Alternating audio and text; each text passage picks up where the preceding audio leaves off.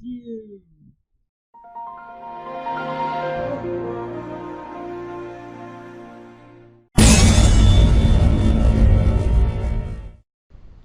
Oh no's, hellos, and welcome back to another videos. Today we'll be taking a look at the top 10 Arabian Nights cards. Yes, you heard that right. We are going to be doing a series on the top 10 most busted cards, I guess, in each set. So yeah, and this is based on my own opinion. By the way, we're skipping Alpha, Beta, and Unlimited because Power 9. Yeah, that's literally the reason. Power 9 would probably just take up pretty much the whole list. So I excluded that one because of power reasons. But yeah, we're just going right to Arabian Nights, one of the first sets that introduced some amazing art, I would say. I like the art personally. I'm like really interested in this set because I've learned in history, and Arabian Nights just seems interesting, you know. All the little details, you know. I just like the art basically though. That's pretty much the only reason, right? So anyways, we're going to be moving on to number 10, which is my favorite black card that exiles Oubliette. And yes, I don't like Veras's Katem because, you know, it's 4. This is 3. So you pay 1 black, and if you're looking at the original artwork, don't bother with the original card. The original card has a blacked out 1, which makes it really hard to see the mana cost. So I got a better picture up on the screen right now. Yeah, it's just way better and it's more brighter. So yeah, just bear with me while I read this card. So when Oubliette comes into play, remove target creature and all or is attached from it from the game. So just basically you exile it, honestly. And then when it leaves play, just return it. So yeah, it's just basically any white exile, like cast out and, you know, all that other stuff. It's basically that, but in black. And black doesn't actually have a lot of exile, so yeah, they kind of need it. So if you're playing a mono black deck, this is actually a really good card for you. I recommended putting it into it. So, and yeah, it sees playing Pauper, but so what? I just wanted to put it on here because it was just a really interesting card that definitely needs a lot more praise than it already gets. So yeah. Play Pauper though, you probably already know about this, so no big deal, I guess. And the next card we're going to be looking at is Kirti. Oh yes, it's a pretty good creature. And the reason I like this is because of its ability. It's just a 1 mana 1/1, but if you have a force in play, it gains +1/+2. So it's a 2/3, I believe. It's a 2/3 for 1. That's pretty good. So if you're playing like a Gruul deck, oh, this is a perfect card for you. Now I have seen this a bit of play in some modern Gruul aggro decks, and it's actually pretty good there. There's actually a reprint of Kirti that you can play. So yeah, you can make that a thing, and you can run like Mecatls and all those other aggro creatures in modern. So Kirti is just really efficient on what it does, as long as you have a forest in play. And you can even buff it up with other things if you really want to. And yeah, that's the only ape I know that has red eyes and is looking at you funny. And he's just staring at you like that and it's just saying, I'm watching you. And yeah, it's kind of creepy sometimes when you're just looking at it in its eyes and it's just staring at you with those red eyes. I don't know why it even has red eyes, but whatever. You win some, you lose some. Next card we have City of Brass. Oh yes, this is like basically the Grandmaster of Mana Fixing. And why do I say it's the Grandmaster of Mana Fixing? Well, whenever a City of Brass becomes tapped, it deals 1 damage to you. Okay, so what's so good about that? Well, if you tap it, you can add 1 mana of any color to your mana pool. Yes, so that is just basically good color fixing on a stick. Now, it does deal 1 damage to you, although you can kind of prevent the damage because it is damage being dealt to you, unlike pay 1 life like Mana Confluence does. You can prevent the damage if you really wanted to. And I know some cards that can do that for you. So yeah, it's just basically a really good mana fixing land. And I should see more reprints, but then again, we have already a lot of mana fixing in the set, so we don't really need to go into that. It's just pretty good. We don't really need that much overpowered crap, so yeah, we'll just leave it at that pretty much. Up next we have Drop of Honey. Oh yes, this is number 7. This is a pretty interesting card. And what it does is, during your upkeep, the creature in play with the lowest power is destroyed. It cannot be regenerated. If you tie, choose which to destroy, okay, and then if there's no creatures in play, it must be destroyed. So, what I think you could do with this is, if you have an indestructible creature, you can keep this out for the rest of the game, pretty much, as long as they don't blow up your indestructible creature. So yeah, pretty powerful card for green, but why is it in green, you might ask? I don't know, it was the olden days of Magic and they didn't know what they were putting in. So it's a 1 green enchantment and you just blow something up each turn. And it does affect you, but yeah. Now there was a white card printing called Porphyry Nodes that does the same thing, and yeah, it's pretty much the same thing, it's just in the color shifted set. So yeah, they really wanted to reprint this card, and they did with Porphyry Nodes, and it's in white, which makes a little bit of sense if you think about it. But at the same time, I don't think white should do that either, but then again, they have exile effects in it. Yeah, whatever. It's just Magic. It doesn't even matter anymore about the colors, so why even bother? Up next is Cyclone. Yes. This card is so old that the artwork is crappy, but bear with me with the artwork being crappy. So, what Cyclone does is put 1 chip on Cyclone, which I'll just say 1 counter, each round during your upkeep. Then pay green for each chip, or discard Cyclone, which means destroy in, newer terms. So this is just cumulative upkeep, but what does this actually do? Well, if it's not discarded, Cyclone immediately does 1 damage per chip or per counter to each player and each creature in play. So another way green has removal, pretty much. And yeah, this doesn't go for basically creatures that are flying. No, it goes for each creature in play, which usually green deals with flyers. I don't know why it's just dealing with each creature. So you can kill off some elves using this thing, and I don't know why it's not in sideboards of vintage decks for elves. I don't know, maybe it's because it's crappy and it's old and I can barely see the mana cost on this goddamn card. And green shouldn't do that in the first place, so why the hell is it here? I don't know. This is Magic in the old days again. So, yeah. But yeah, we have another card that will kind of remind you of a different card that I like to talk about sometimes in my Phage deck. It is Ali from Cairo. And it's, yes, this card design again with the blacked out mana cost. Man, did they not know how to print like mana cost that's white? Come on, like the printers ran out of ink or something? But yeah, so Ali Cairo, so while this is in play, damage that would be reduce you to less than 1 life lowers you to 1 life. So basically, it's just, for the rest of the game, it's like Angel's Grace, basically. And all further damage is prevented. Now, keep that in mind, because it says prevented. Keyword there. So things probably like Questing Beast can probably get away with this. But I don't know why the card's worded like that. It says all further damage is prevented. Well, if your life total can't reduce you to less than 1 life, then why would you need to prevent it? Now, this doesn't get around loss of life. So if you have any loss of life spells, like if someone casts Bump in the Night, you will still lose the game because you're losing life, not gaining damage off the life.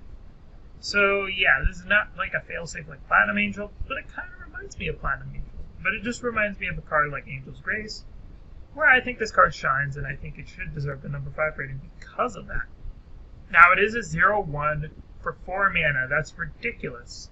But in the old days of Magic, this was actually restricted in Vintage for how powerful it was. Because some green decks, man, you just couldn't win if this card was out. There are no fight effects, you just couldn't win. And yeah, that would kind of be a bummer. So yeah, they kind of just got rid of this card because of that. But yeah, up next, we have Library of Alexandria. Oh man, this looks beautiful. I love this artwork. It's simple, but it does the job. Now, this land is really powerful, and it's Banded Commander. I wonder why.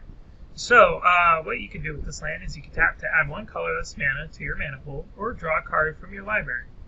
but you have to have exactly 7 cards in order to use this effect. Now that's pretty damn powerful, so if you just play this land and you're like, turn 1 Library Alexandria, next turn you pass it to your opponent, and then next turn you just draw off of this, you're getting some pretty good value. I mean, no doubt of mine. I mean, it's not legendary, that was their first problem. But their second problem was, yeah, like drawing cards on a land like this, and you have to have 7. I mean, that's your hand size. I mean, it could have just said, like, added, like, effect maybe, like, if you had no cards in hand, like Seagate Refuge.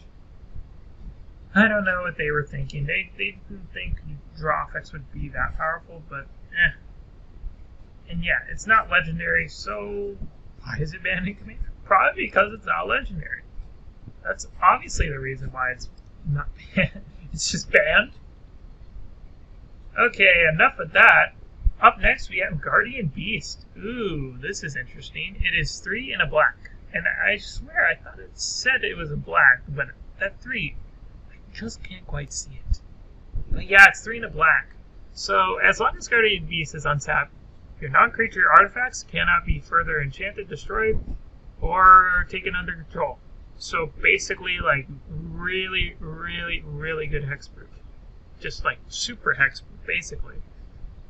Because there's probably gain control effects of artifacts. And I guess if they had like an acquire, I think you can get it back, but I'm not too sure.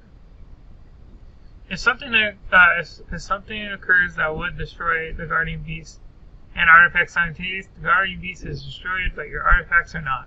Okay, so yeah, that's pretty good. So like if you destroy all non-land permanents, like planar cleansing, yeah, all your artifacts are safe. And if an artifact is enchanted or stolen while Guardian Beast is tapped, it remains to when Guardian... Wait, what? Okay, if an artifact is enchanted or stolen while Guardian Beast is tapped, it remains so when Guardian Beast is untapped. Okay, so yeah, when this thing's tapped, the hexproof is pretty much gone. But yeah, this is a pretty solid card. I mean, you can protect your artifacts from this. And why I added it to 3 is because I wanted to play it in like a Fade Untouchable deck, just because I want to protect my key artifacts like Torque Orb and also Platinum Angel, and I don't want people stealing it or destroying it. So I think Guardian Beast would be good at protecting those things, because I do not actually have access to Light, which protects artifacts. So this would be a really good card in Fade Untouchable deck. One of my favorite decks in Commander. So just, yeah, a side note on that. Oh, and yeah, here we go with these last 2 cards. Now, these last 2 cards are busted and banned almost anywhere because of how powerful they are and how much of a disgrace they are to the game. We have Bazaar of Baghdad, another land. Oh boy, and what does this do? Well, you can tap it to basically draw 2 cards from your library, and then you have to discard 3 cards from your hand to your graveyard. So basically just discard. So you draw 2, discard 3.